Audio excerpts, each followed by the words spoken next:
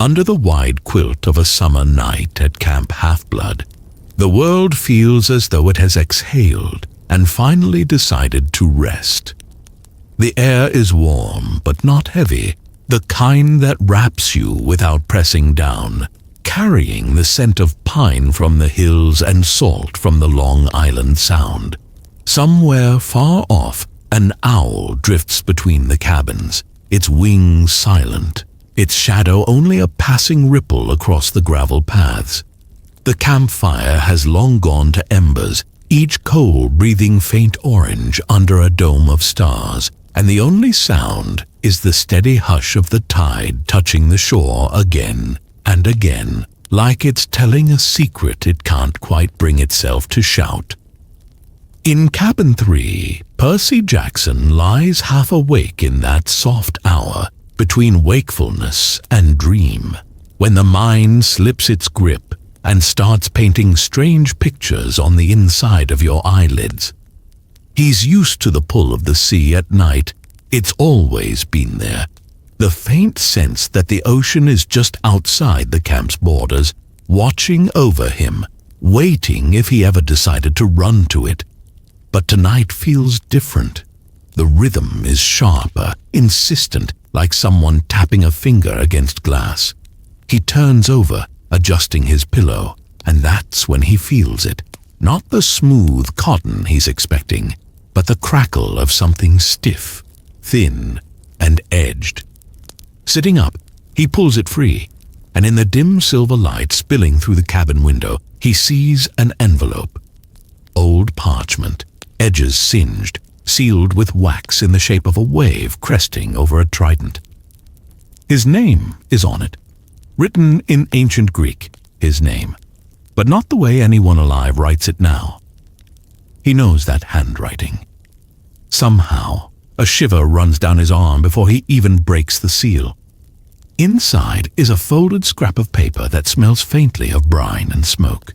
No words, just the impression of faint lines, like a drawing erased by time, and at the center a constellation, 7 stars arranged in a pattern he can't place, the lines connecting them curling in on themselves like they're trying to hide their own meaning.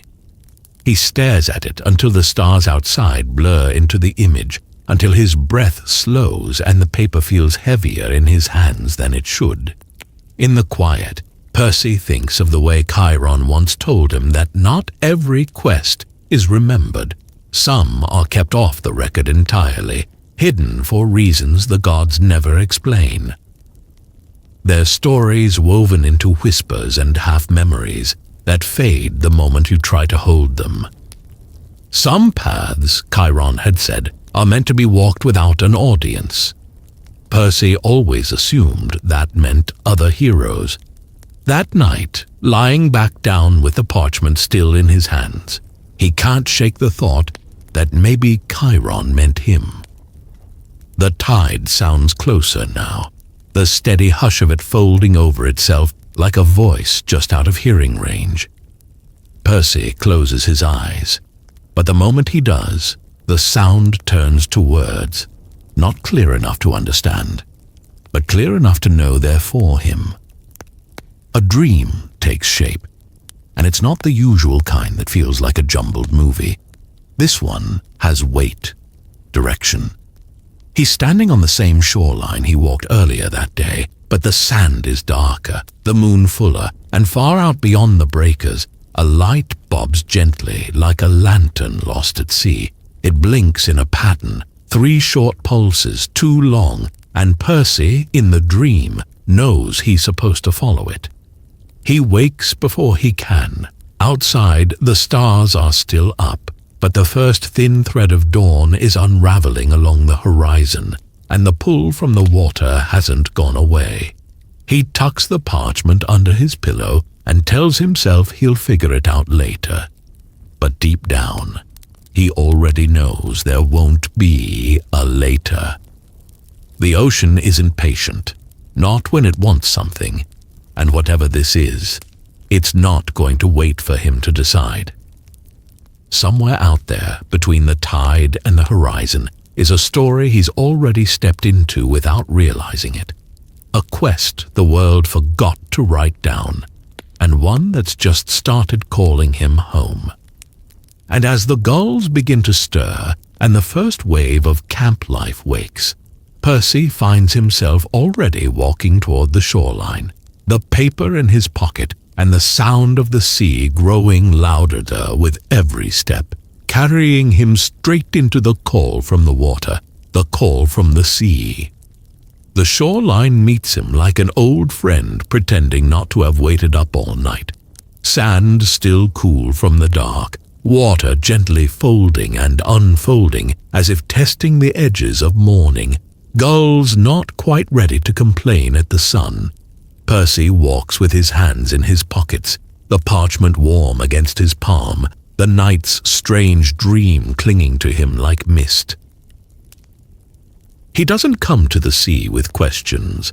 He's learned that oceans answer in their own time, but the pull is stronger than usual, a patient tug that isn't pushy, just certain.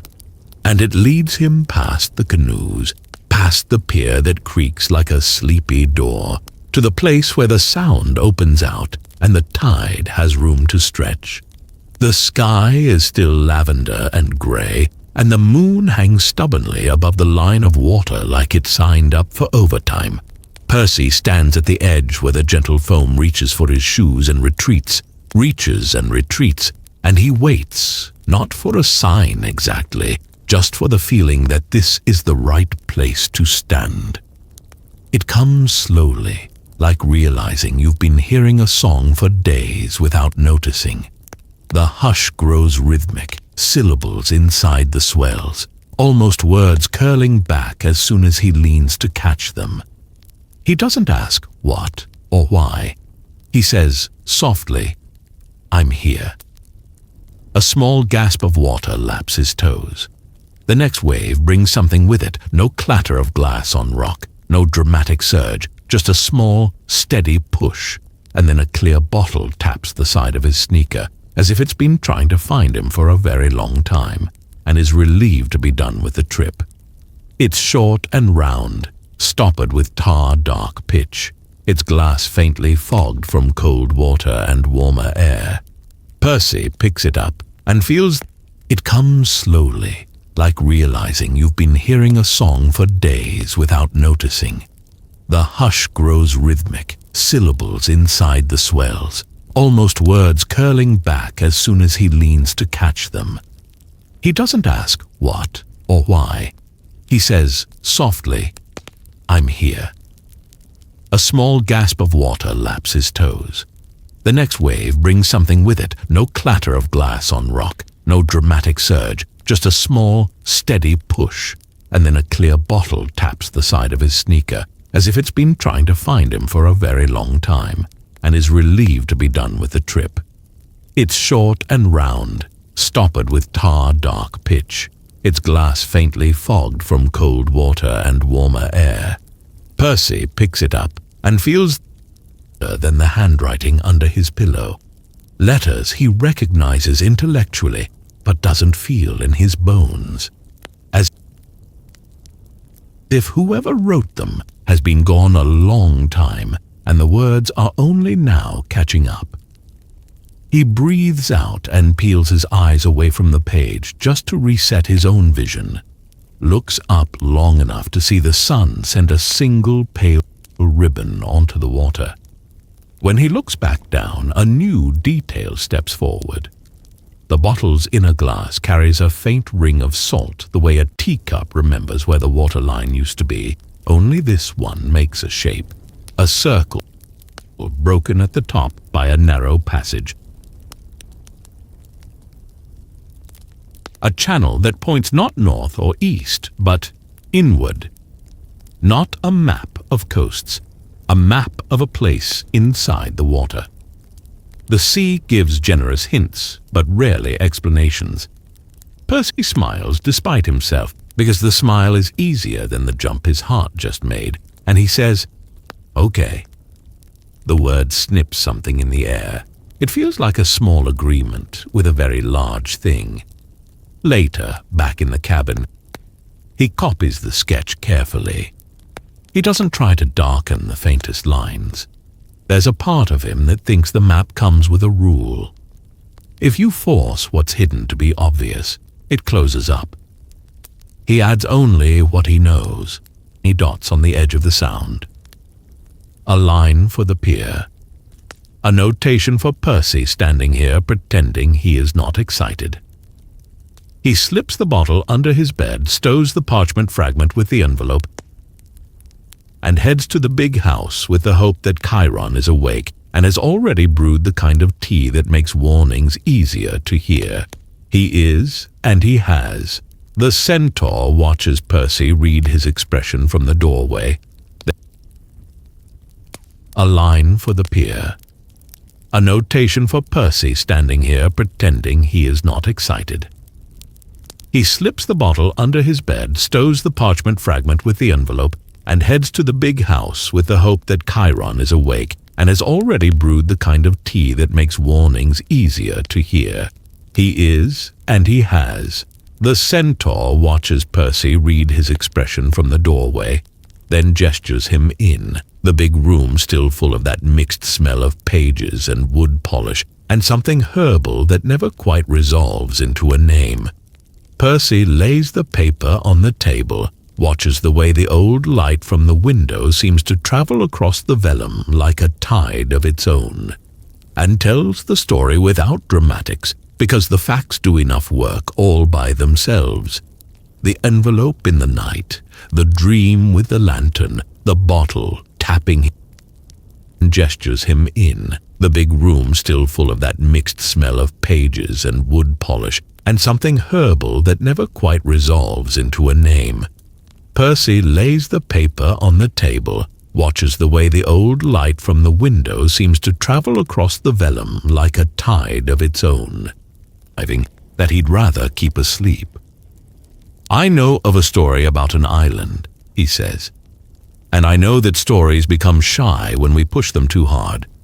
But since the ocean has sent you a bottle, and since you have opened it, he lets the sentence trail off and picks up a different one. There is an old name whispered in older days. Thalassara, the island that forgets. He says the name like he's not allowed to say it twice. Percy waits. You cannot put it on a map, Chiron continues, and you cannot bring its memory back whole if you return.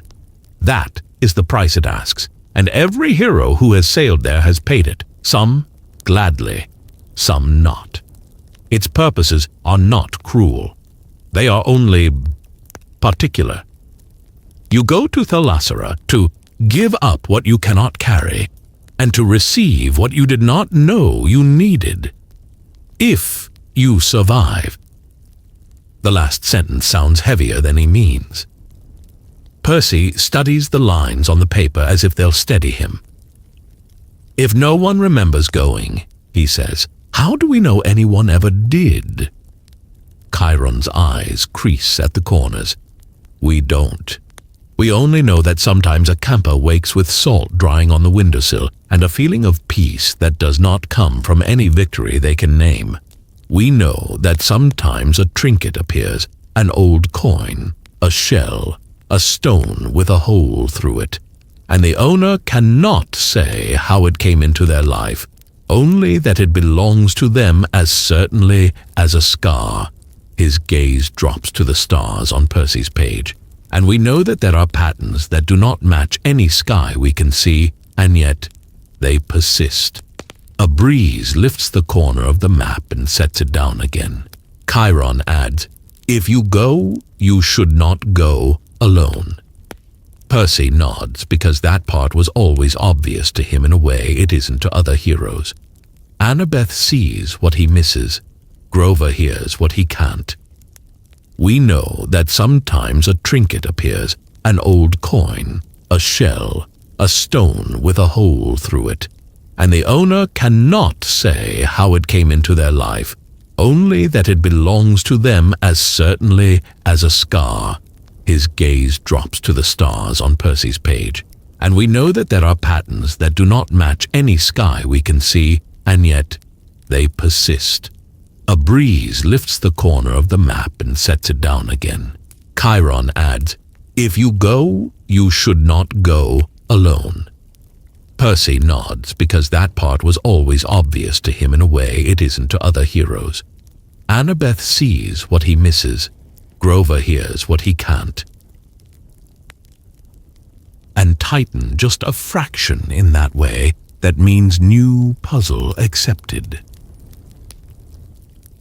"This ink was laid down in brine," she says.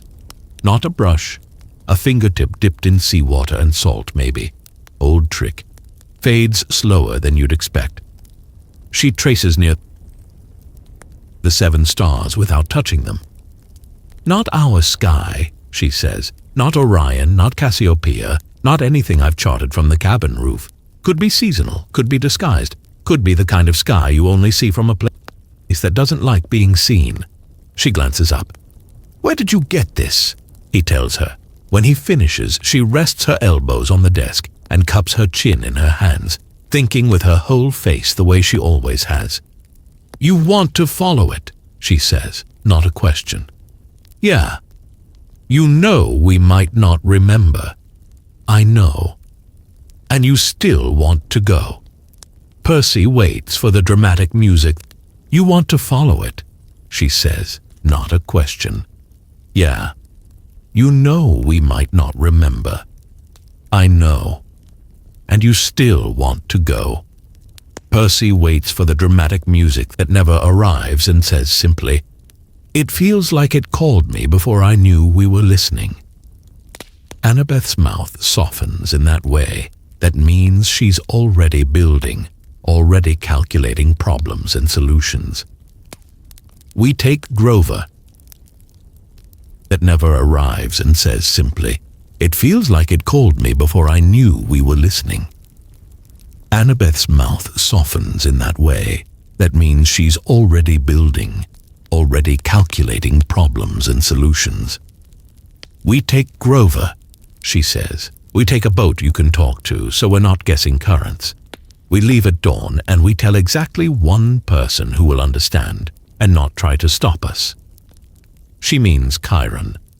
Percy says, "Chiron already knows." And she smiles, because of course he does. She says, "We take a boat you can talk to, so we're not guessing currents. We leave at dawn, and we tell exactly one person who will understand and not try to stop us." She means Chiron. Percy says, "Chiron already knows." Grover is asleep under an oak near the climbing wall, one arm over his eyes, chewing softly on a leaf like it's a nap-time pacifier. Grover packing seeds that sprout under starlight and vials of spring water from places that promise to help if he ever asked politely. Percy walking to the beach alone with a hand on the pier's railing, asking the sound in a low voice for the safest small boat it can spare that still remembers how to find its way home. By mid-afternoon, a skiff bobs at the end of the dock like it wandered there by accident. It's plain and sturdy, the kind that doesn't mind being overlooked. And when Percy places his palm on its gunwale, a little thrill goes through the wood like recognition. He names it Lantern, without telling anyone why. They do not announce their departure. They eat dinner with everyone else. They help put out the campfire. They wave at Clarice when she pretends not to be watching them pack a blanket and snacks, and then forgets to tease them about it. Chiron gives Percy a look at dusk that communicates 3 things at once. Be careful, remember that you won't, and I will be here when you get back, even if you don't know what you're returning from. Percy nods like he understood all that without words. Night leans in. The sky clears as if someone rinsed it. The sound takes a breath. They push off with the sort of quiet that makes noise feel like bad manners, and Lantern catches the smooth part of the tide like it's been saving a seat for them. The camp lights behind them blur into a soft band and then dissolve as the water widens. Annabeth sits forward with the map, not reading it so much as letting it rest in the air while she hums the small, precise hum she uses when she wants a pattern to feel welcome. Grover's hands glide just above the surface, and his fingers come away with tiny flecks of light, as if he's skimming stars that fell asleep on the waves. Percy watches the sound become something deeper, watches familiar buoys and landmarks pass and then change, the distances between them stretching in a way that doesn't add up if you're counting, but makes perfect sense if you're listening. The constellation on the vellum is not a sky above them exactly. It's a memory under the water, and when Lantern slides over a patch of darkness that feels like a breath held too long, the 7 points on the page seem to glow a little. Or what you're returning from. Percy nods like he understood all that without words. Night leans in. The sky clears as if someone rinsed it. The sound takes a breath. They push off with the sort of quiet that makes noise feel like bad manners, and Lantern catches the smooth part of the tide like it's been saving a seat for them. The camp lights behind them blur into a soft band and then dissolve as the water widens. Annabeth sits forward with the map, not reading it so much as letting it rest in the air while she hums the small, precise hum she uses when she wants a pattern to feel welcome. Grover's hands glide just above the surface, and his fingers come away with tiny flecks of light, as if he's skimming stars that fell asleep on the waves. Percy watches the sound become something deeper, watches familiar buoys and landmarks pass and then change, the distances between them stretching in a way that doesn't add up if you're counting, but makes perfect sense if you're listening. The constellation on the vellum is not a sky above them exactly. It's a memory under the water, and when Lantern slides over a patch of darkness that feels like a breath held too long, the 7 points on the page seem to glow a little more time, and sees the 7 stars connected by a curve that could be a shoreline or could be the root of a lantern through a dark room. He folds it shut, as if closing a book at the good part, and the sea seems to nod beneath them. They are not lost. They are being called. Percy feels the story tilt, not toward danger, but toward a choice he hasn't learned the shape of yet. And the call from the sea becomes, at last, a destination taking form ahead, Golden Shore. The first thing Percy notices isn't the island. It's the way the water changes beneath Lantern's hull, a shift so subtle it might have been a trick of the current, except Percy can feel it in his chest, the same way he feels a breaker before it forms. The sound's deep, familiar pull has thinned out, replaced by something older, heavier, as though the sea itself is holding its breath. The air cools without the usual bite of salt. Instead, it tastes faintly metallic, like water that's been sealed in a jar for centuries and has just been opened. Ahead, the horizon isn't a line anymore, it's a smudge, a pale haze that seems to lean away when he tries to focus on it. Annabeth sits forward, elbows braced on her knees, her gaze locked on that blur. Grover hasn't said a word since they crossed into this part of the current, his fingers playing absent-mindedly with the strap of his reed pipes, like a child humming in a dark room to let the shadows know he's listening. Then, without warning, the haze parts. Not with drama, there's no sudden wind, no flash of light, just a slow unrolling, as though the sky has decided to show what it's been hiding. Thalasara is there. It rises low from the water, ringed in pale gold sand that catches the light without reflecting it, the way the moon glows instead of burns. Beyond the beach, a slope of soft green rises, scattered with trees that lean toward the center of the island, as if pulled by some quiet gravity. No gulls circle overhead. No waves break against the shore. The sea simply folds into the sand, soundless. Percy leans over the side of the boat and watches the shallows pass beneath them. The water is so clear it's like sailing over glass, only here and there. Shadows drift across the sand in shapes that don't belong to fish or seaweed. He blinks and they're gone. They run the skiff aground with barely a whisper of sound. When Percy's feet hit the sand, it gives under him like flour not soft enough to swallow, but too fine to hold footprints. He looks back. Already the marks their boat should have made in the sand have smoothed themselves away, as though the island refuses to remember being touched. Annabeth steps past him, scanning the tree line with the kind of attention that sees more than it admits. "No breeze," she says, and it's true the trees sway just enough to suggest movement, but the air on Percy's face is still. Grover crouches, picks up a shell, turns it over, frowns. "This is fresh," he murmurs, "like it just washed up." He drops it, and it rolls once before settling into the sand, half buried, as if it's been there for years. They walk inland, following a strip of pale grass that threads between dunes. The light here is strange, not dim, but softened, like it's passing through layers of water before it reaches them. Everything seems hushed. Even their own voices feel smaller when they speak. It doesn't take long to see the first structure. A lighthouse, perched not on a cliff, but in the center of a shallow lagoon. Its stone is pale, worn smooth, without the scars of storms. And at its top burns a light not like fire or electric glow, but something Percy can only describe as underwater. It moves like sunlight through a wave, shimmering within a glass sphere large enough for him to stand in. The strangest part, the base of the lighthouse is submerged, yet the light doesn't distort, and the water in the lagoon doesn't rise or fall.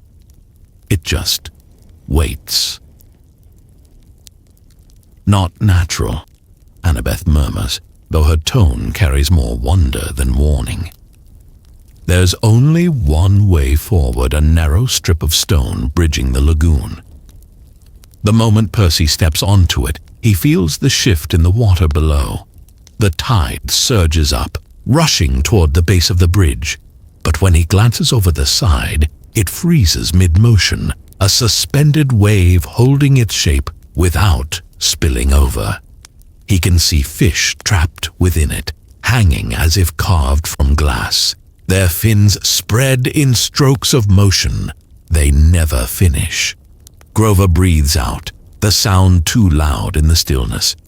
"They're alive," he whispers, "just waiting." They cross in single file, their footsteps muted against the stone.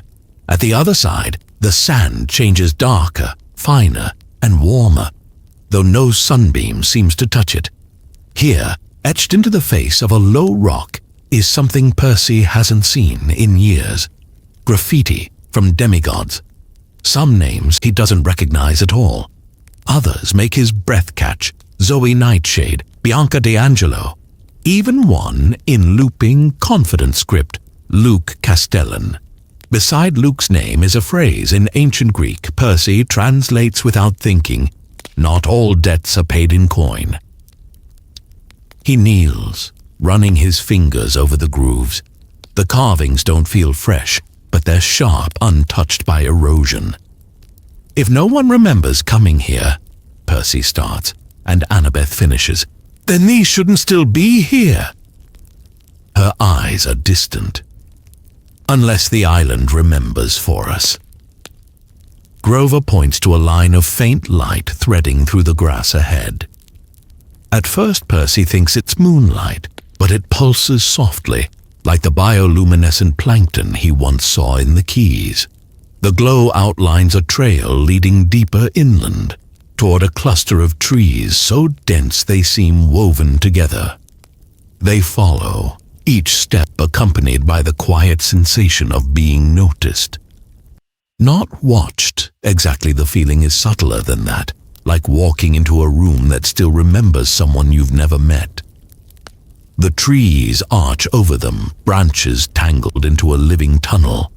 The leaves are thick, but the light beneath is gentle, tinted green gold. The air smells faintly of salt and something sweet, almost like honey. The trail ends at the edge of a clearing. In its center stands a structure Percy can't quite categorize, part temple, part ruin, part coral reef. Its pillars are wrapped in living vines whose flowers open and close without any wind to move them. The stone is mottled with moss and streaks of white that might once have been shells. Around the base, the ground is littered with objects not debris, but offerings. Coins from every era, some so old Percy's only seen their likenesses in history books. Small carved figures, fragments of pottery, faded ribbons.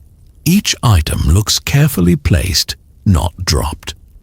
Annabeth circles the structure slowly, her fingers brushing over the carvings that spiral up each column. "This place," she murmurs, "it's built from memory. Every piece came from somewhere else, someone else."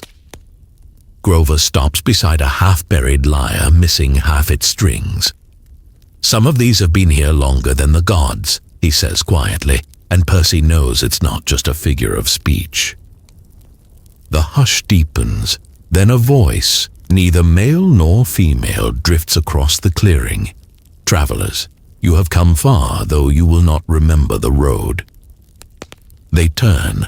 At the temple's entrance stands a figure draped in silver-gray cloth, hair pale as moonlight, eyes the color of still water. Their presence is calm, not commanding, but it pulls Percy's attention the way the tide pulls at a loose shell.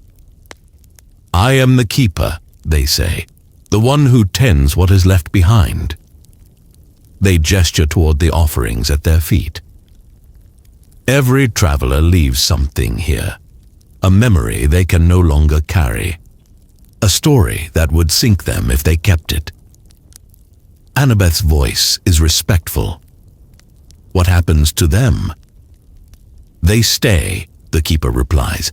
"They belong to the island now, and in return, the traveler receives what they truly sought, even if they did not know its name."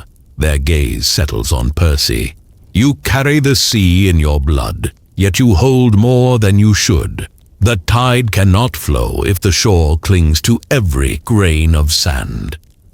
Percy doesn't answer right away. The words aren't unkind, but they land heavy, the way truth does when it sidesteps all your defenses. The keeper steps aside, revealing a narrow archway behind them, carved with the same 7-star constellation from Percy's map. The path continues, but you cannot walk it until you choose what you will give away forever. Annabeth glances at him. Grover shifts uncomfortably. Percy thinks of 1,000 things he'd gladly lose, the nightmares, the moments he's failed, but something tells him the choice isn't about what's easy to give up. The island will want something that matters. And as he stands there, on the soft earth of a place he was never meant to find, he realizes that whatever he chooses, he'll never know he gave it away. The keeper's voice is soft, patient. "When you are ready." Percy swallows, his fingers brushing the seashell pendant at his neck, like it might anchor him to the choice ahead. He doesn't speak yet. The moment stretches, quiet as the unmoving tide around the island's edge, and he knows they've only just stepped into the true beginning of the quest, the part the world will never write down. And somewhere in that stillness, the pull of the island shifts no longer the gentle call of the sea, but the quiet certainty of a story waiting for its next line. They don't speak for a long time. The keeper waits without shifting a step, the silver-gray fabric of their robe unmoving in the still air, eyes steady as the tide at slack water. Percy's mind turns circles around the choice, skimming over memories the way a stone skims water, never daring to stop too long on one. The easy answer would be to offer something that hurts the nights that still wake him, the moments he's failed, but deep in his gut, he knows that isn't what the island will take. Easy losses don't change the weight you carry. This place wants a true one. Annabeth moves first, not toward the archway, but to the offerings at its base. She crouches and studies them, a bronze drachma dulled by years, a child's ribbon faded to the color of old sand, a single chess piece carved from bone.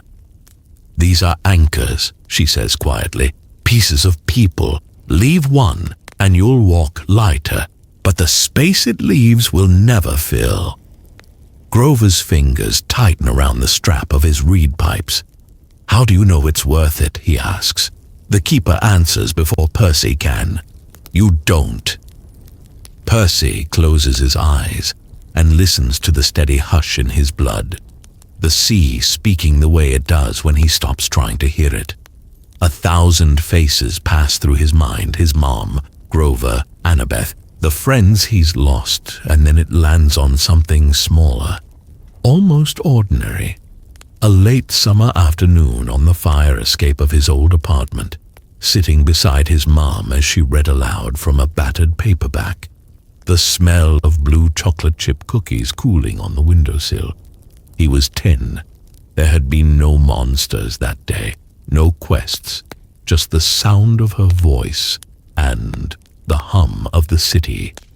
It's not his most important memory, but it's one of the few untouched by danger. He feels his chest tighten at the thought of it disappearing, but he also knows the sea inside him won't stop tugging until he agrees. He steps forward. The keeper holds out a shallow bowl made of some pearlescent shell. Percy cups the memory in his mind like he's holding water, and then tips it forward. There's no flash, no wrenching pain, just a gentle exhale, and the knowledge that something is gone. When he tries to recall what it was, there's only a hollow warmth, like sunlight on a closed eyelid. The keeper nods once, then steps aside. The tide moves, they say. The archway beyond them is carved from coral and stone, each curve inlaid with bits of glass that catch the muted light.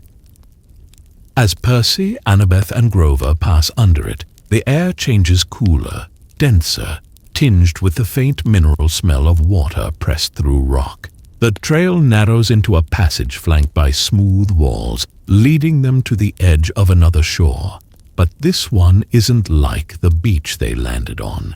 Here the sand is dark as ink, and the ocean before them isn't moving. It lies in perfect stillness, as though it has been poured into the shape of a bay and then frozen. Even the foam at the nearest wave's edge is motionless, each bubble holding a tiny reflection of the dim light above. Annabeth kneels and touches the water's surface. It's solid but not cold. It yields under her fingertip like warm wax before springing back into shape. "Time's stopped here," she murmurs. Grover points toward a series of black stone outcrops rising from the bay, each one just far enough apart to require a leap. "That's our way across," he says, though his voice carries none of his usual optimism. Percy steps onto the first stone, half expecting it to wobble or sink, but it's as steady as bedrock. The second is farther enough to make him bend his knees and push off. The instant his foot leaves the stone, the air thickens, and his body moves slower, like he's jumping through syrup. Halfway across, he realizes the water beneath him isn't quite still anymore. Shapes move inside it, vague, human-sized shadows pacing the frozen bay floor. He lands harder than he intended on the next rock, his pulse climbing. Annabeth follows, her face calm but intent, eyes flicking down at the shadows as if she's memorizing their patterns. Grover comes last, his hooves making soft clicks against the stone. Each leap feels longer, the air heavier, the shadows nearer. By the sixth stone, Percy can make out details.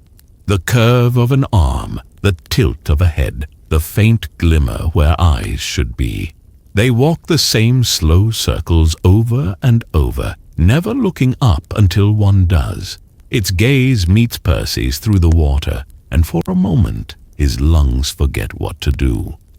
There's no malice in that stare, only the deep, tired patience of something that's been waiting far too long.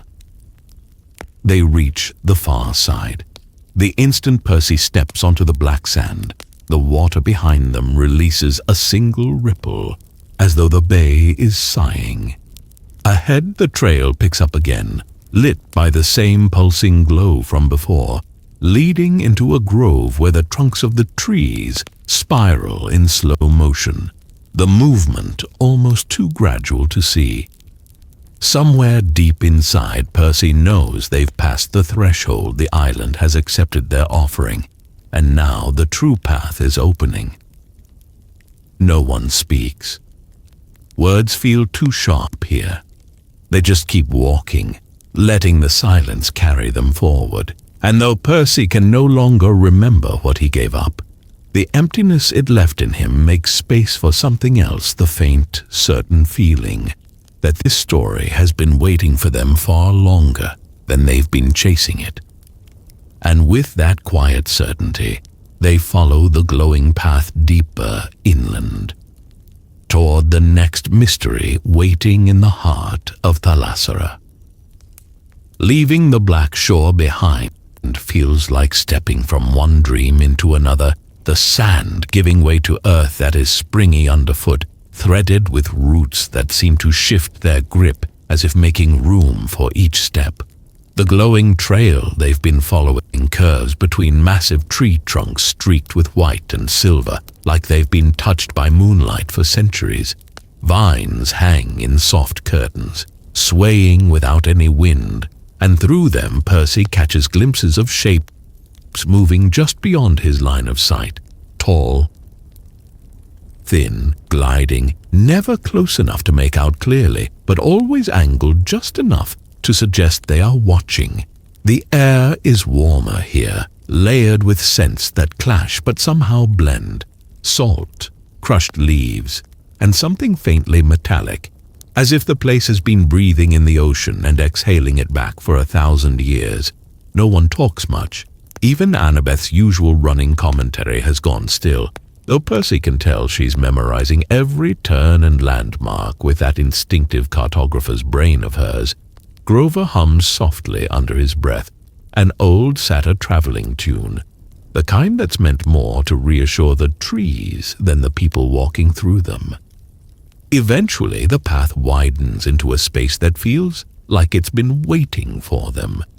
The ground here is smooth stone veined with patterns that shift when you look away, forming curves and spirals that almost resemble words in a language Percy almost recognizes but can't read. At the center is a low circular pool no bigger than a campfire ring, its water perfectly still despite the occasional drop of condensation falling from the canopy above. The keeper stands at the far edge, the same silver-gray drapery flowing around them, though now their hair looks darker, as if it has soaked up the shadows of the grove. Their eyes find Percy's immediately. "You have crossed the threshold," they say, their voice carrying without echo, "and you have given away what you could not keep. Now you must see what remains." They extend one long, pale hand toward the pool. "Step forward, each of you, and let the water show you what the island remembers." Annabeth steps first, her posture confident, though Percy notices her fists are clenched at her sides. She kneels, peers into the water, and her breath stills. Percy can't see what she's seeing, but he catches the reflection in her eyes, sunlight on stone and unfinished building, her own face turned away from Percy and smiling at someone else. She blinks, and the image ripples out of sight. "It doesn't lie," she murmurs as she rises, but it doesn't tell the whole story either. Grover goes next. His reflection shows a meadow thick with flowers under a sky the color of honey. Satyrs dancing in a ring with no weapons in sight. His shoulders loosen, his lips curve, but his eyes glisten, and when he steps back, there's a bittersweet note in his smile. "That was home," he says simply. Percy kneels last, and the moment his face hovers over the water, the pool turns darker, deepening until it's almost black. Then the image sharpens into something that jolts him. He's older, maybe by a decade, standing on a rocky coast with a crown of coral and gold in his hair. His eyes colder than he's ever felt inside. Around his neck hangs the same seashell pendant he wears now, but in the vision it glows faintly. The older Percy turns not toward the viewer, but toward something just out of frame, and says words Percy can't hear before the pool clouds and clears to simple, still water again. The keeper's expression hasn't changed. "These are possibilities," they say. "Roads you could take or could have taken. They are not promises, but they are warnings." Percy straightens slowly, that crown still weighing on his thoughts. Even though it was never on his head, the keeper circles the pool, their movements slow enough to suggest ceremony. They say, "Roads you could take or could have taken, they are not promises, but they are warnings." Percy straightens slowly, that crown still weighing on his thoughts, even though it was never on his head. The keeper circles the pool, their movements slow enough to suggest ceremony. Touch the water, sending a single ripple outward that doesn't break against the edges. "Annabeth Chase," they call, and Annabeth steps forward without hesitation, untying the leather cord at her wrist. Percy recognizes it as the scrap from the labyrinth she's kept since their first quest together.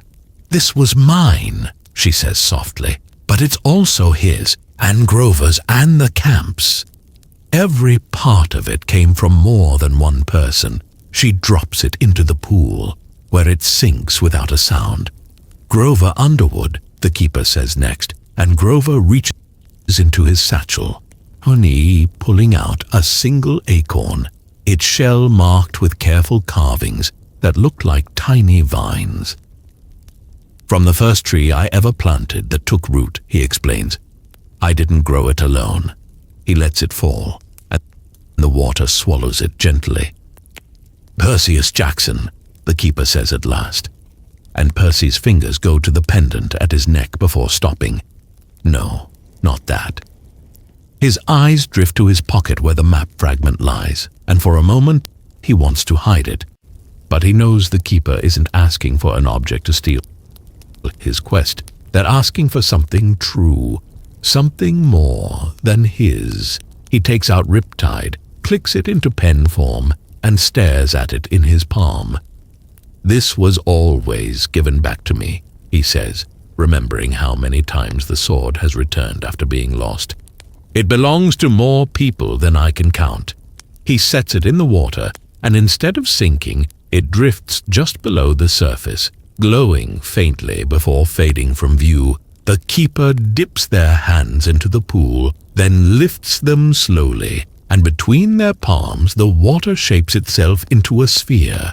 Inside the sphere are the 7 stars from the map, now joined by lines that shift into a spiral. At the spiral center is a mark Percy recognizes as the lighthouse's flame. "This is the shape you seek," the keeper says. "Follow the spiral inward and you will find the heart of the island. But know this, once you stand there, the island will ask one more thing of you, and the asking will be heavier than the giving you have done today. They place the sphere into Percy's hands. It bursts gently into a spray of cool mist that sinks into his skin, leaving behind the knowledge of the spiral's path burned into his mind. No matter what else the island takes from him, he will know the way. "Go," the keeper says, and the vines at the far end of the grove part just enough to reveal a narrow trail. As they walk toward it, Percy glances back, but the keeper is already gone. The pool empty, the offerings at its base shifted into new patterns he doesn't remember seeing. The trail ahead is darker, the canopy thicker, and the glow that has guided them so far is faint now. As if retreating toward the center, they walk in silence, each turning over what they saw in the water. The ground slopes gradually upward, the air growing cooler, and somewhere far ahead Percy hears the faintest sound of running water. But it's not the sea. It's sharper, more enclosed, like a stream in a cave. Annabeth's eyes keep flicking upward, tracing the way the branches twist overhead. Grover pauses every so often to listen to something Percy and Annabeth can't hear. Once they crest the rise, they see it. A narrow chasm cutting through the island, a rope bridge spanning its width. Beyond the bridge, the spiral pattern begins, etched into the ground, as if the island itself is reminding them where to go. Percy steps onto the bridge first, its ropes creaking softly. The chasm below is not darkness, but a moving fog. Shapes flicker in it. Voices rise and fall like echoes underwater. Halfway across, he feels a brief pulse through the wood beneath his feet, like a heartbeat, and then it's gone. They make it across without incident. The spiral path winds them through alternating bands of dense jungle and open clearings where the light feels heavier, almost golden. In one clearing, they find more carvings in stone, different names, different eras. One or two so old the letters are nearly erased, but every one is paired with a small symbol, and Percy realizes these are the marks of what each traveler gave up. He wonders what his symbol will be. The trail narrows again until they step into a final open space. At the center stands a low wall of coral and marble that curves in on itself, just like the spiral. And in its center is a shallow basin filled with water that glows from within, the same light as the lighthouse flame. The keeper's voice drifts to them, though they are nowhere in sight. "This is the last mark before the heart. Drink if you wish, but know that the water will remember you as you are now, and the heart will measure you against it." Percy crouches, peers into the basin, sees not his reflection, but an image of the three of them together, younger, laughing. Before any of this began, he cups the water in his hands and drinks. It tastes like salt and fresh rain all at once, and for a heartbeat he feels completely weightless. Annabeth and Grover drink as well, and together they step past the basin into a tunnel that slopes downward, the air cooling with every step, the sound of that hidden stream growing louder. Percy knows they are close now, close enough to feel the island's quiet anticipation, and whatever waits at the heart is no longer just a mystery. It's a promise the island intends to keep, for better or worse. The tunnel curves downward in a slow spiral, the glow from the basin above fading, until only a dim, bluish light leaks through from somewhere ahead. The walls here are slick with condensation, beads of water crawling lazily down in patterns that almost look like writing until they drip away. The air is cooler now, heavy with the mineral scent of places that have never seen sunlight. Percy keeps his hand on the wall as they walk, feeling the faint vibration of water moving somewhere deep in the rock. Grover's hooves make a soft, deliberate sound on the stone, and Annabeth's breathing is steady, measured, the way it gets when she's cataloging every detail for later. They pass under a low arch where the ceiling dips enough that Percy has to duck. And then the tunnel opens abruptly into a cavern so wide it seems to breathe. The roof high above is split in places where threads of light pour down. Not daylight exactly, but something colder, silver like moonlight reflected through water. At the center of the cavern lies a pool, perfectly round, its surface so still it could be glass, yet the light that touches it scatters into faint, shimmering patterns on the walls as though the water is alive inside. They approach without speaking. The silence here feels like part of the architecture. Percy kneels at the edge and looks down, half expecting to see nothing but his own face. Instead, the surface shifts, and there's a man staring back at him.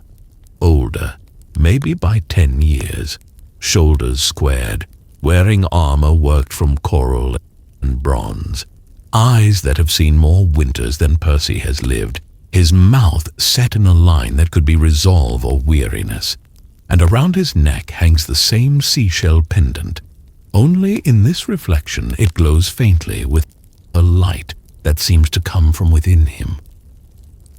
The older Percy lifts his hand slowly, palm outward, and for a moment Percy thinks he means to wave, but the gesture holds, almost like a warning. Then the image fades into ripples. Annabeth has stepped to another part of the pool, and Percy sees her reflection. She's standing in a high-walled city of white stone and gold, a crown resting lightly on her hair. But she isn't looking at Percy. She's laughing at someone just out of frame, the sound soft and genuine in a way Percy hasn't heard in years. She touches the figure's arm, and the scene wavers. Grover's reflection shows him in a meadow so green it looks like the word home turned into a place. Satyrs and dryads gathered around, music in the air, his posture completely relaxed, the weight he's carried gone, as if he never had to fight for his own peace. They each step back at different times, none of them speaking about what they saw. The pool remains clear for a moment, then darkens to the color of storm water, and shapes rise beneath the surface. Not them, not their alternates, but shadows that move like they're pacing, circling slowly. The shadows start to resolve into more familiar forms. Percy sees a younger version of himself, maybe 14, clutching Riptide with white-knuckled fear. The boy's eyes dart everywhere, never meeting Percy's gaze.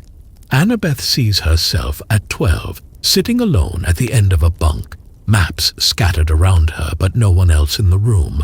Grover sees himself barefoot, hornless, standing outside the borders of Camp Half-Blood, looking in but unable to step forward. These younger selves look not accusing but unfinished. The surface shivers once, and they dissolve into the water. The cavern deepens into quiet again. Then, without warning, a voice, not spoken, not heard exactly, but felt, threads through Percy's mind. "Which one are you?" it asks, the word stirring something cold in his chest. He doesn't answer aloud because somehow he knows that isn't the point. Annabeth glances at him, her eyes sharp like she's heard her own version of the question. Grover's shoulders hunch briefly, then square again. The pool brightens and shifts once more. And now it's not just showing them, it's showing choice.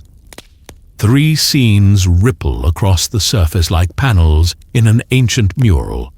In one, Percy is back at the apartment window with his mom, but the sky outside is storm black, and she's speaking urgently, though he can't hear the words. In another, he's on the deck of a ship, arm outstretched towards something vanishing into the fog. In the third, he's walking away from Camp Half-Blood without looking back. The images repeat, slower each time until they bleed into one another, the edges blurring, and Percy realizes they're all choices he could make, or already has in some form. The water grows still again, and this time the silence feels heavier, like the cavern is waiting for something from them. Annabeth is the first to step forward. She kneels, lays her palm flat on the surface and whispers, "I am the one who chooses, not the one who waits." The words are swallowed instantly, leaving no echo. Grover follows, his hand shaking slightly as he says, "I'm the one who belongs, even when I'm far." Percy stares into the water a long time before he moves, then crouches and says, "I'm the one who comes back." The pool doesn't react at first. Then a slow ripple expands outward, climbing the walls in reflected light, and the ground under their feet hums like a plucked string. The pool begins to drain, not downward but inward, the water folding into itself, revealing beneath it a spiral of stone steps leading deeper still. The air that rises from below is cool and clean, smelling faintly of rain. Without a word they start down, the light above fading until all that remains is the faint glow of something waiting at the bottom. Percy glances back once and sees the pool already refilling, the surface smoothing over as if they'd never been there. At the foot of the stairs they find another chamber, smaller, its walls lined with mirrors that aren't mirrors at all, but thin sheets of water held upright, each one reflecting not their bodies, but moments. Percy running through a field with someone whose face he can't see. Annabeth standing before a gate that won't open. Grover holding a branch heavy with fruit, but unable to pluck it. When they move, the images shift subtly, sometimes to something warmer, sometimes to something emptier. Percy stops before one where he sees himself holding the seashell pendant, standing alone on the shore of Thalassaria, and for an instant he feels exactly as the reflection does, like everything in the world has led to that single still point. Annabeth touches one of her water mirrors, and the image ripples out to nothing, replaced by her own face, looking straight back at her. Grover avoids touching his, keeping his gaze on the floor. The chamber narrows into a final corridor, and at its end there is no door, just a thin veil of falling water. Beyond it, Percy hears the low, steady beat of the ocean against something hollow. The sound not quite a heartbeat, but close. He knows, without knowing how, that they're about to step into the island's true center, the place the keeper meant when they spoke of the heart, and that whatever they've just seen in the trial of reflection wasn't meant to give them answers, but to clear the space for what comes next. The three of them exchange a glance, a silent agreement that whatever waits, they'll face it together. Percy reaches out, lets his hand pass through the veil, and feels the temperature drop slightly, like stepping into a shadow on a warm day. Then he pushes through, and the light changes, softer, more golden, wrapping around them like the hush between two waves, carrying them directly into the heart of Thalassaria. Passing through the veil is like stepping between heartbeats, the sound of the falling water sealing off the world behind them, as if the island has quietly decided they have seen enough of its outer skin and must now meet its true face. The air on the other side is warmer, but also strangely light, almost buoyant, carrying the faint scent of crushed flowers and sea foam, and the floor beneath their feet is no longer damp stone but smooth, pale coral inlaid with faintly glowing veins that pulse every few seconds in time with something deeper. A sound not quite heard but felt in the chest, steady as a tide that has been turning for longer than the gods have been telling stories. The space around them is difficult to name, part cavern, part open sky, as if the island's heart is both inside and outside at the same time. The ceiling far above is a lattice of living rock and translucent shells that allow a strange silver-gold light to seep through, while between the pillars of coral that form the walls are shifting pockets of water suspended in air, each one holding a scene, a fragment of something. A flash of a hero leaping from ship to shore, a girl in bronze armor handing over a coin, an unmarked grave at the base of a tree swaying in a wind that does not touch this chamber. And between all these visions, the coral floor spirals inward. The shape burned into Percy's mind when the keeper pressed the water sphere into his hands, that spiral glowing faintly now, as if it has been waiting for the weight of their steps. They begin to walk without speaking, because the place makes words feel too sharp, too clumsy, the kind of silence that doesn't want to be broken.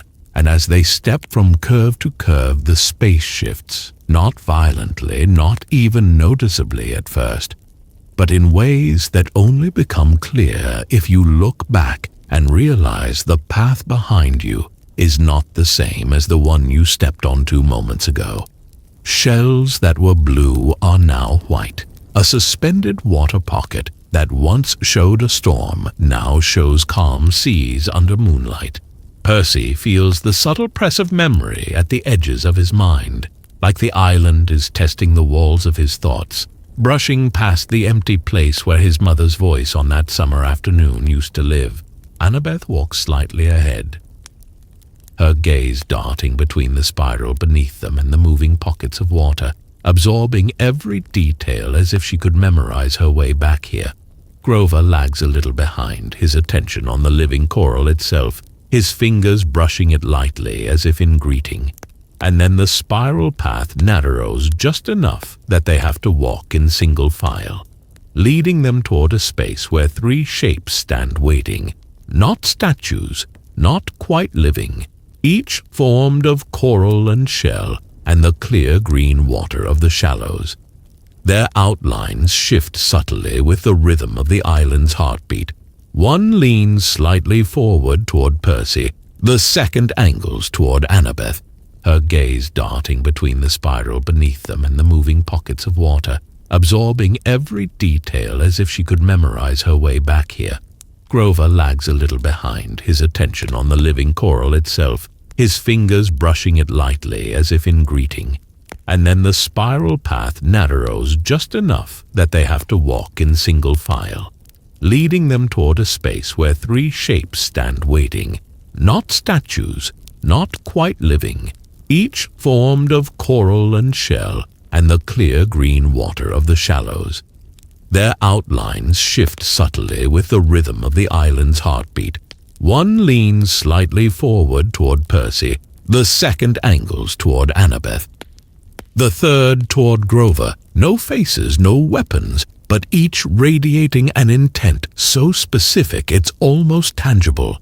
Percy's steps slow as the coral figure before him raises an arm map that keeps erasing itself, her other hand reaching back for someone Percy can't see, and each time she chooses to go forward, the map returns. Each time she turns back, the path closes entirely. Grover's guardian offers him a vision of the forest edge at twilight, the sound of flutes in the distance, and the knowledge that stepping forward means losing the song forever but gaining the safety of those in the clearing ahead, and that staying means the forest will welcome him, but the clearing will vanish. Each of them is tested in this way, without words, without clear rules. Only the slow push and pull of choice, until the guardians step back into the walls and dissolve into the coral, leaving the spiral clear again. They keep walking, the light growing warmer with each turn until they reach the center, and there, at the very heart of Thalasara, is not an altar or a throne, but another pool. This one smaller than the trial pool, but impossibly deep. its surface a mirror of liquid silver, and above it hangs a sphere of water the size of a small boulder, suspended without any visible support. Inside the sphere, the glow is softer than the one from the lighthouse, and as Percy tilts his head, he realizes it's not just light, but images moving within. A miniature map of the island, the spiral path glowing like a thread of gold, and beyond the edges of the island's shores, a faint outline of something else, a coastline, or perhaps another island entirely. Blurred as if seen through mist, the three of them stand at the edge of the pool, and the heartbeat sound is louder here, not oppressive, but inescapable. It's in the soles of their feet, the backs of their teeth, the pulse in their wrists. Then without warning the sphere ripples, and an understanding, not words, unfolds in Percy's mind. The heart will give them what they seek, but only if they leave behind something greater than what they've already given. Something not just personal, but binding. A tether to the world they came from. Percy glances at Annabeth and Grover and knows they're hearing their own versions of this bargain. Annabeth's brow furrows. Grover's shoulders hunch. The choice sits between them like a fourth companion, silent and patient. Percy's mind runs through what he has left to give. He could offer a weapon, a skill, even a memory of someone dear. But the island is asking for something heavier. The certainty that he can always return home. The unshakable thread that no matter where he ends up, Camp Half-Blood will still be waiting in his mind. Annabeth's gaze softens in the way it does when she's thinking of home too. But for her, the cost is a truth she's carried all her life, one she uses to anchor every decision. Grover's cost is quieter, but just as deep. The bond to the camp's borders, the connection that tells him when danger is near. They stand there for what could be minutes or hours, the light in the sphere shifting slowly, and then without speaking they nod, agreement passing through them like the tide turning. Percy steps forward first, placing his hand on the surface of the silver pool, feeling it yield like warm water. The empty place in his mind widens for a moment as the tether to home loosens. Annabeth kneels and touches the pool with both hands. But for her, the cost is a truth she's carried all her life, one she uses to anchor every decision. Grover's cost is quieter, but just as deep. The bond to the camp's borders, the connection that tells him when danger is near. They stand there for what could be minutes or hours, the light in the sphere shifting slowly, and then without speaking they nod, agreement passing through them like the tide turning. Percy steps forward first, placing his hand on the surface of the silver pool, feeling it yield like warm water. The empty place in his mind widens for a moment as the tether to home loosens. Annabeth kneels and touches the pool with both hands, her eyes closing as the truth she's carried slips away like a coin falling into deep water. Grover cups the water in his palms and lets it run back, the sound of something in him untying like a rope pulled free of a dock. The sphere above them pulses once, twice, and then bursts into a warm rain that falls without splashing, soaking into their clothes, their skin, but leaving no wetness behind. Instead, the spiral beneath their feet brightens, each curve turning into a channel of light that points outward, and Percy understands they're being shown the way back, not as a route to escape, but as the final gift the heart can give. The chamber around them shifts as they begin to walk on the veil. The rain of the burst sphere still clinging to his skin in a way that feels more like memory than water. And though he cannot name what they've taken from the heart, or what it has taken from them, he knows the balance has been kept, and that somewhere in the deep record of the island, their steps will remain. even if they themselves will not remember they ever made them. The spiral path out feels shorter than the way in, though Percy knows it can't be. Each curve turning more quickly, each step carrying with it a faint lightness in his chest, as if weight is lifting from him in pieces he doesn't notice until they're gone. The coral beneath their feet is dimmer now, the glowing veins reduced to faint threads that pulse slower with every turn. The air is cooler but softer, scented now only faintly with salt, the heavy perfume of flowers from earlier gone, as though the blooms closed while they were in the heart. The water pockets in the walls still hang in place, but the images within are pale, like paintings left too long in the sun.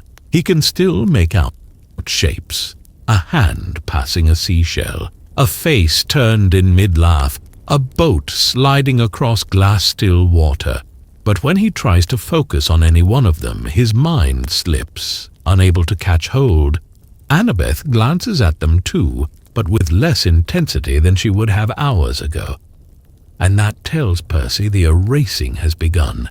Grover hums the same low melody he played earlier without seeming to realize it, and the sound wraps around them like a guide rope. The spiral ends at the same narrow passage where the three guardians stood before.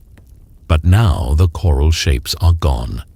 Their place is empty except for faint indentations where their feet once pressed. They pass through into the wider part of the chamber, and there is no sign of the suspended sphere, no silver pool, only a shallow ring of sand at the center where the light falls in a pale circle. Percy tries to remember exactly what the heart looked like, the way the images swirled inside.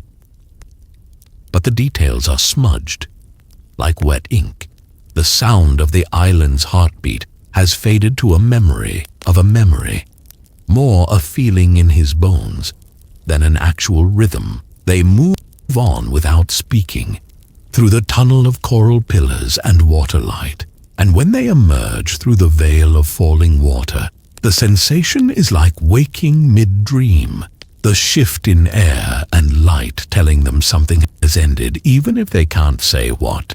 The path ahead is simple now. No glowing trail, no pulsing veins in the ground, just pale sand curving away toward the black shore.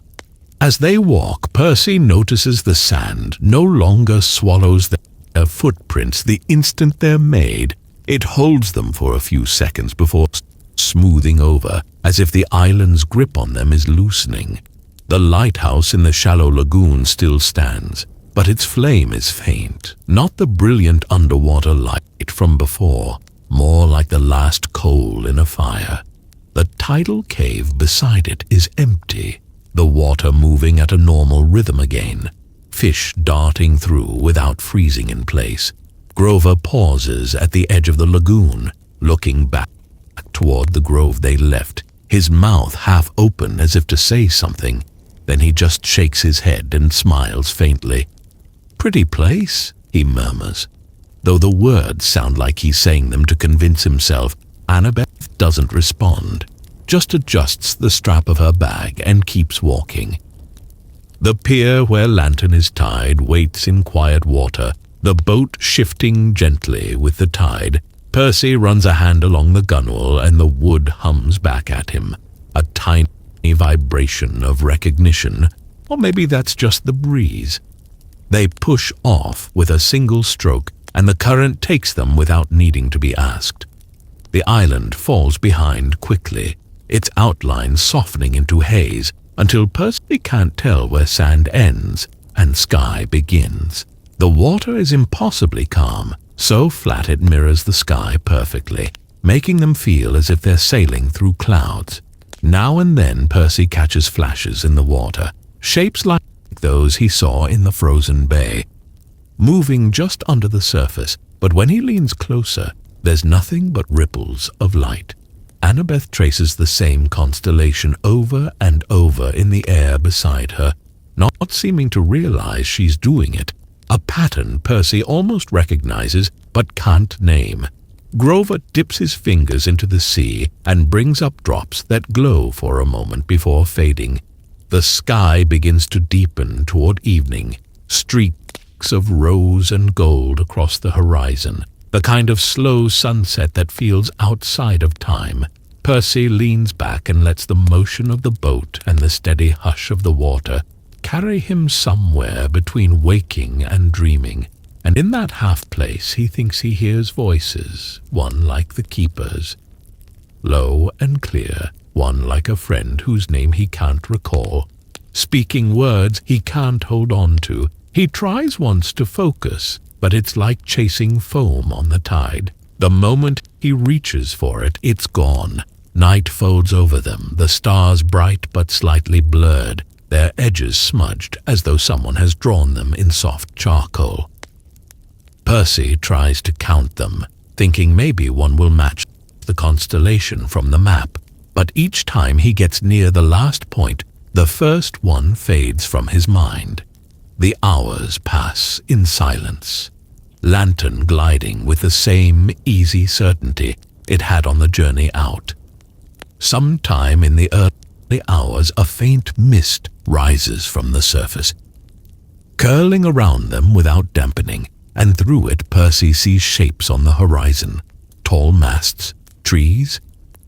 He blinks, and they're gone, replaced by the steady dark line of the Long Island coast. As dawn begins to press color into the sky, the familiar markers of home come into view. The cliffs near camp, the thin band of beach, the distant gleam of the cabin's rooftops catching first light. Percy feels a swell of relief so natural it doesn't occur to him to question it. The kind of homecoming feeling that belongs to a short trip, not the completion of a quest. They beach lantern quietly, pulling her onto the sand and tying her to a post. Chiron is there at the edge of the trees, watching them with a calm, unreadable expression. "Out for a sail?" he asks in a tone that makes Percy think maybe they were. Annabeth smiles faintly. Grover laughs once, short and genuine, and they head toward breakfast without realizing they're walking in perfect step. The smell of campfires and toast and pine wraps around them like a blanket, and whatever the sea took, whatever the island gave, it is now folded neatly into the part of their minds where dreams go to sleep, waiting to dissolve completely with the coming day. Percy wakes to the sound of gulls somewhere beyond the cabins, their calls softened by distance, blending with a low rush of waves against the shore. The kind of sound that drifts into your dreams before you know you're awake.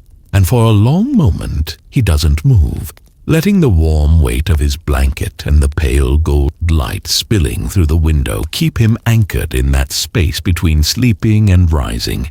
The air smells faintly of salt and sun-warmed pine, like the beach after a quiet day. His eyes trace the familiar knots in the wooden ceiling of cabin 3, and it feels so much like every other morning here that it takes a second to realize something is resting against his collarbone. He reaches down and his fingers close around a cool, smooth shape, lifting it into view, a seashell pendant on a thin cord. Its swirls of cream and pale blue so familiar that for an instant he's sure he's worn it for years. But when he tries to place the memory of how or when it came into his life, there's nothing but the faint sense that it belongs to him. In the same way a favorite shirt or an old inside joke belongs, without needing to remember why. He turns it over, expecting maybe a carved mark or a tiny inscription. But the ridged surface is unbroken, only the light catching in its grooves. He slips it back over his head, the shell resting lightly against his chest as if it's always been there.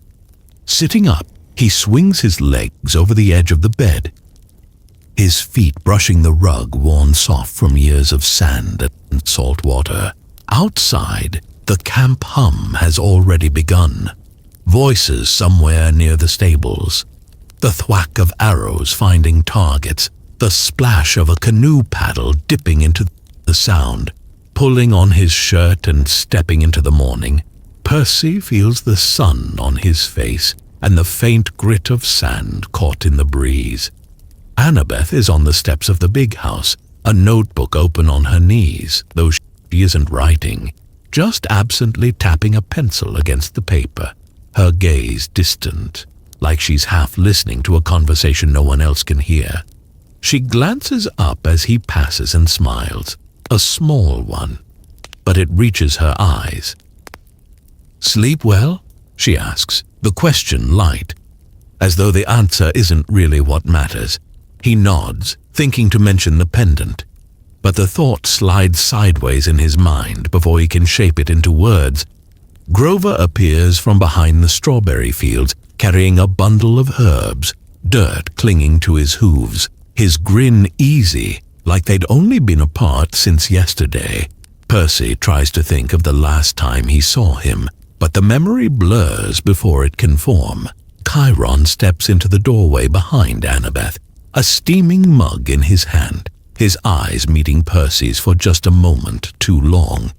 "Good to have you here this morning," he says, voice calm. But there's a pause before "here" that feels like it's meant for more than geography. Breakfast passes in the easy rhythm of camp. Clinking plates, laughter at one end of the table, the scrape of chairs against the floor. Percy catches himself looking for something on the table that isn't there, though he can't say what it should be. Later, in the sparring arena, his footwork feels a shade slower, like part of him is out of sync, Annabeth notices, tilts her head but doesn't comment. In the afternoon, without deciding to, Percy finds himself walking toward the shoreline, the path down from the cabins shaded in patches where pine branches cross overhead. The air cooler here, the smell of salt stronger, the tide is low, the wet sand cool under his sneakers, the water stretched out in a rippling sheet of silver blue. He stands there for a while, hands in his pockets, watching the waves roll in, fold softly, and slide back, their repetition soothing, the horizon a clean, sharp line. Then, out past the furthest sandbar, a glint, quick as the sun catching glass. It flashes once, twice, and is gone. He waits, eyes fixed on the spot, but nothing returns. A faint pull in his chest makes him take a few steps closer, letting the cold edge of the water lap over his shoes. And in that moment, there's a feeling, not a voice exactly, not a thought, but something warm and certain, wrapping around him like the tide wrapping around a stone. Gratitude without explanation, a sense of being seen and acknowledged. He stays until the next wave soaks his socks, then turns away, the pendant cool against his skin, the edges of the day softening back in camp. The hours slide easily. Grover strumming his reed pipes under a tree, Annabeth leaning over a table in the pavilion, sketching something she doesn't show anyone. Chiron watching the training field with the calm of someone who's measured the wind and found it steady. By evening, the sky is washed in orange and rose, the cabins glowing in the last light, and the campfire circle is lit, flames dancing low and steady. Percy takes a seat between Annabeth and Grover, the warmth on his face, the sound of quiet singing drifting into the night, and for a moment he thinks he catches the scent of flowers and salt mixed together, familiar in a way that almost pulls something into focus. But then someone laughs, the flames pop, and the thought is gone, replaced by the easy comfort of belonging. He stays until the embers settle into a steady glow, walking back to his cabin under a sky pricked with stars, the kind of night that feels whole in itself, slipping under the covers with the pendant still resting against him. And as his eyes drift closed, the last thing he hears is the hush of the tide, steady and patient, folding itself over something precious and letting it rest far out beyond the breakers. Some stories are told to be remembered, carried like a torch from one voice to the next, their edges sharpened by retelling.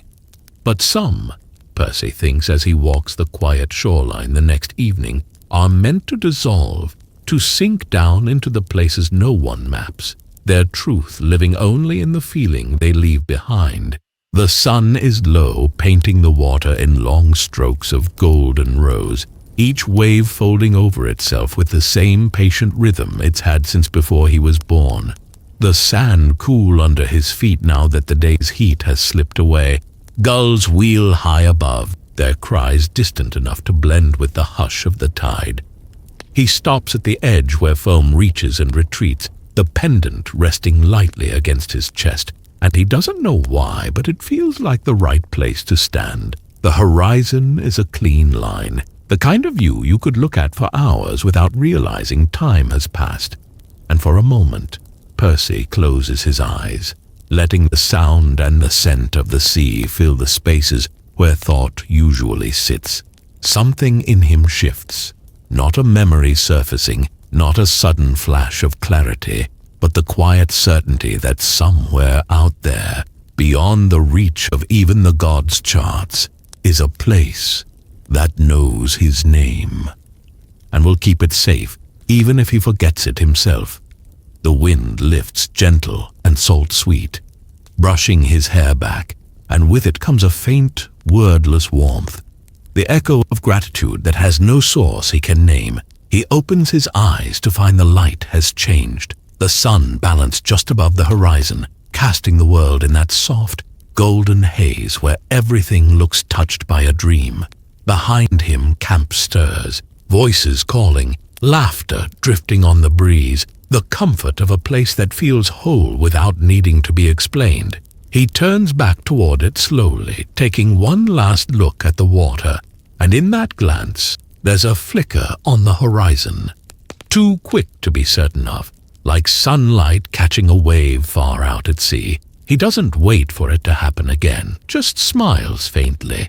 The kind of smile you give an old friend when you're both fine with not saying goodbye, and starts up the path, the pendant cool against his skin, the tide rolling in behind him, erasing his footprints as fast as they're made, and somewhere in the deep, in a place that forgets on purpose, the island rests, its heart steady, its spiral unbroken, holding the steps they took like a story folded into the waves, waiting not to be told, but to be dreamed again.